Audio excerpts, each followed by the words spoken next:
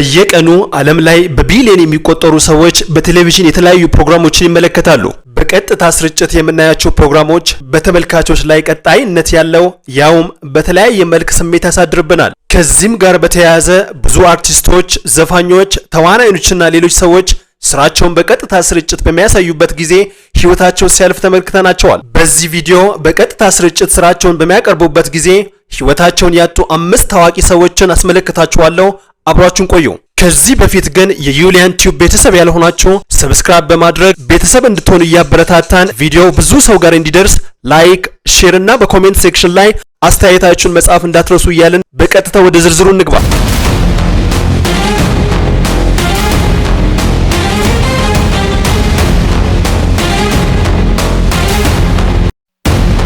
በ1984 ነው በቀጥታ በቴሌቪዥን እየተላለፈ በነበረ ስርጭት በሚተወንበት ጊዜ የቶሚ ኩፐር ህይወት ያለፈው። በዚህ ዕለት ቶሚ ኩፐር በብዛት በተገኙ አድናቂዎች ፊት ትወናውን የጀመረ ሲሆን በሚሊዮን የሚቆጠሩም ህዝቡን በቴሌቪዥን በቀጥታ እየተከታተሉት ነበር። ነገር ግን ሳይጠበቅ በትወናው መሃል ደረቱን በመንካት ወደ ኋላ ይወድቃል። ከዚህ ዝግጅት በፊት ኩፐር የሚታወቀው በሚተወንበት ጊዜ የታቀደ ስህተትን ከኮሜዲ ጋር በመቀላቀል በመሆኑ ታዳሚዎች ኩፐር በሚወድቅበት ጊዜ የትወና አንድ አካል አድርገው ነበር በሰዓቱ የወሰዱት። ከዚህ ዝግጅት በፊት ኩፐር የሚታወቀው በሚተወንበት ጊዜ የታቀደ ስህተትን ከኮሜዲ ጋር በመቀላቀል በመሆኑ ታዳሚዎች ኩፐር በሚወድቅበት ጊዜ የትወናው አንድ አካል አድርገው ነበር በሰዓቱ የወሰዱት።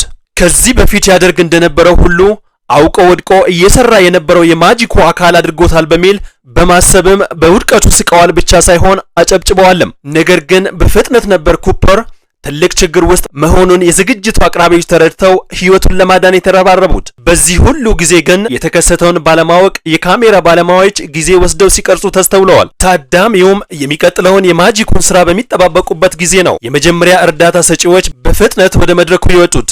በአቅራቢያው ወደሚገኝ ሆስፒታል ቢወሰድም እዛው ህይወቱ እንዳለፈ ተነግሯል። የቶሚ ኩፐር ሞት ምክንያት ነው ተብሎ በሰዓቱ የተገለጸውም የልብ ድካም እንደሆነ ነው። በመስከረም 2006 ነበር የአዞ አዳኝ ተብሎ የሚታወቀው ስቲቭ አርዊን በአሳዛኝ ሁኔታ በባህር ውስጥ እየተቀረጸ በነበረበት ጊዜ ህይወቱ ያለፈው።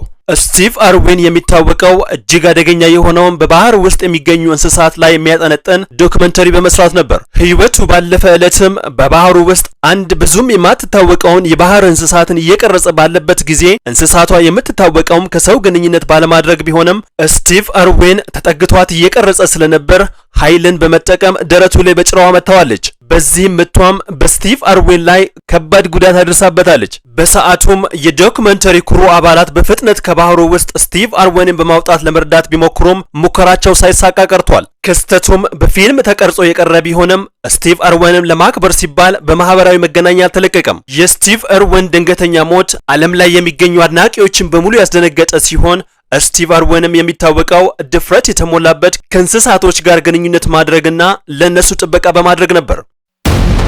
ካርል ዋላንዳ እጅግ ታዋቂ ሰርከስ የሚያሳይ ሰው ሲሆን በብዛት የሚታወቅበት ከመሬት በጣም ከፍታ በቀጭን ገመድ ላይ በመሄድ ሰዎችን ጉድ ያስብል የነበረ አዛውንት ነው። በማርች 1978 ነው የዚህ ሰውዬ ህይወት ያለፈው። ህይወቱ ያለፈውም እጅግ በጣም ድፍረት የተሞላበትን በሀገረ ፖርቶሪኮ በሁለት ሆቴሎች መሃል ከመሬት በጣም ከፍ ባለ ቀጭን ገመድ ላይ እንደለመደው ዱላ ይዞ በመራመድ ላይ ሳለ በመውደቁ ነው። ህይወቱ ያለፈውም እጅግ በጣም ድፍረት የተሞላበትን በሀገረ ፖርቶሪኮ በሁለት ሆቴሎች መሃል ከመሬት በጣም ከፍ ባለ ቀጭን ገመድ ላይ እንደለመደው ዱላ ይዞ በመራመድ ላይ ሳለ በመውደቁ ነው። በሰዓቱም 73 ዓመት የነበረ ሲሆን ዋላንዳ በህይወቱ ከሞከራቸው እጅግ አደገኛ የሆነውና የራሱን ጥበብና ችሎታ የመጨረሻ ደረጃ ላይ ለማድረስ እየታገለ የነበረበት ሰዓት ነበር። ዋላንዳም የሚታወቅበት ባላንስን የመጠበቅ ችሎታና ድፍረት የተሞላበት በገመድ ላይ መራመድ ነበር። በዚህም ዋላንዳ ለ10 ዓመታት ታዳሚዎችን በስራው አሳቅቋቸዋለም አጀብን በማስባል አብሯቸው ቆይቷል።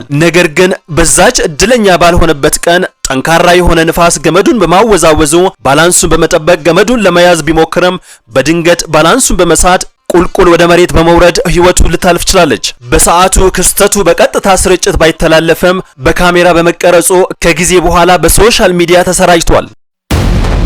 ዲክ ሾውን በጣም ታዋቂ ኮሜዲያንና አክተር የነበረ ሲሆን ህይወቱን ያጣውም በመድረክ ላይ ስራውን እያቀረበ በነበረበት ጊዜ ነበር። በ1997 ዓመተ ምህረት ነው ዲክ ሾውን በካሊፎርኒያ ዩኒቨርሲቲ በመድረክ ላይ ኮሜዲ በሚያቀርብበት ጊዜ በድንገት መሬት ላይ የወደቀው። በመጀመሪያ ታዳሚው የሾውን መሬት ላይ መውደቅ የኮሜዲው አካል አድርጎ የተመለከተ ሲሆን ከጊዜ በኋላ ነው ሾውን ላይ አንዳች የደረሰበት ነገር እንደነበር የተገነዘበው ተብሏል። ዲክ ሾውን በሰዓቱ የልብ ድካም የደረሰበት ሲሆን ህይወቱም እንዳለፈች የተነገረው በፍጥነት ወደ አቅራቢያ ያለ ሆስፒታል ከተወሰደ በኋላ ነበር ተብሏል። ዲክ ሾውን በሰዓቱ 63 ዓመቱ ሲሆን በተለያዩ የሆሊውድ ፊልሞች ላይ በመተወን ተወዳጅነትን ያተረፈ ድንቅ አክተር ነበር።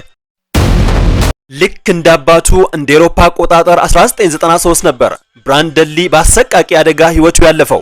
ብራንደን ሊ በሰዓቱ የተገደለው ዘ ክሮ ለሚባል ፊልም ቀረጻ ላይ በሚለማመድበት ጊዜ በስህተት መሳሪያ ተተኩሶበት ነው የሞተው።